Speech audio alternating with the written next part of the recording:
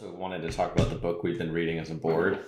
Here, Anthony, hold up your copy. Here we go. That can be our thumbnail for the video right there. That'll be nice.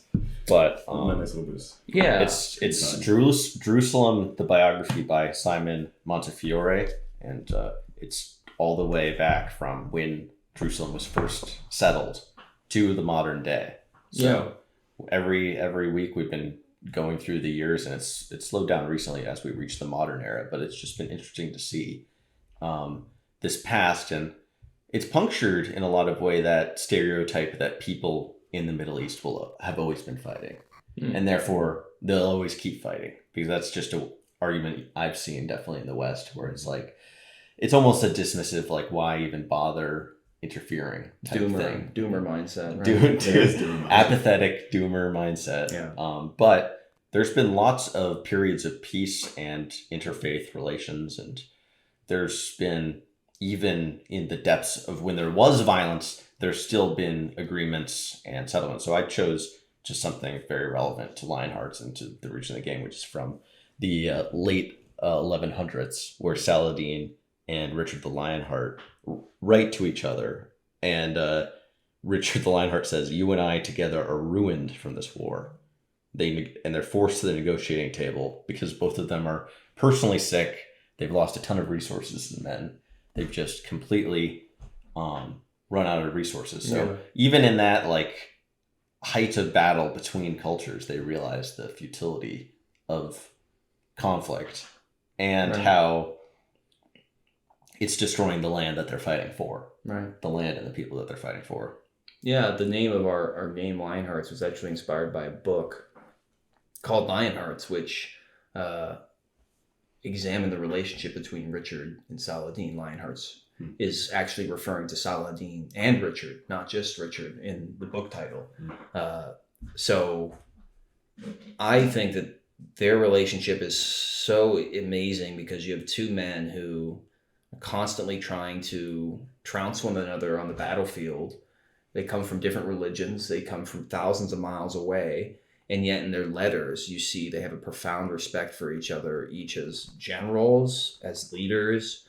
And I think even Richard or Saladin said to the other, if I had to lose the Holy... I think it was Saladin said to Richard, if I had to lose the Holy Land to anybody, it would be to you. Kind of like a bromance sort of situation. For sure. But if these two warmongering rulers, they were both conquerors, could at least respect each other, and they couldn't work out. They did work out a treaty, but it's not like it achieved lasting peace in the region. If they could do it 1,000 years ago, where the stakes, I think, were a little different, right, and things were a little more tenuous, and there was a lot less understanding between cultures, I think. I think today it's definitely achievable. And if you put that in context of one's mission, where it's protecting the sites, the next page has a story where Saladin finds a relic of the cross, alleged relic of the cross, and he sends it on a boat to Venice as a peace offering during a time where attacks of each other's holy places was very commonplace. Yeah, destruction, like a ritual destruction of other people's rituals, right, and sacred, and so it's like that respect for history and not just your own history, taking that other step. Right. Yeah. Saladin,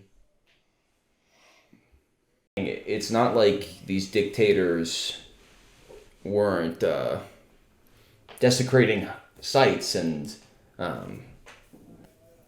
murdering many people, right? But finding some examples of moments of peace and respect, you can find those, and you could start to build a trend. And you don't have to interpret the history of the Middle East simply as a bunch of different tribes destroying each other. There are moments of peace. There are moments of oneness, if you will. There's moments of one, for sure. Yeah. And there's several regimes throughout the history of Jerusalem where Muslims and Jews and Christians lived in relative peace.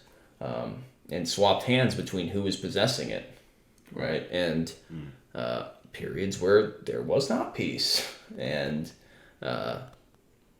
so that should be used as some sort of inspiration, I think, for our mission. Yeah, I think we definitely have established in our Q&As or other interactions that respect is very high on our list when it comes to conversing about these ideas.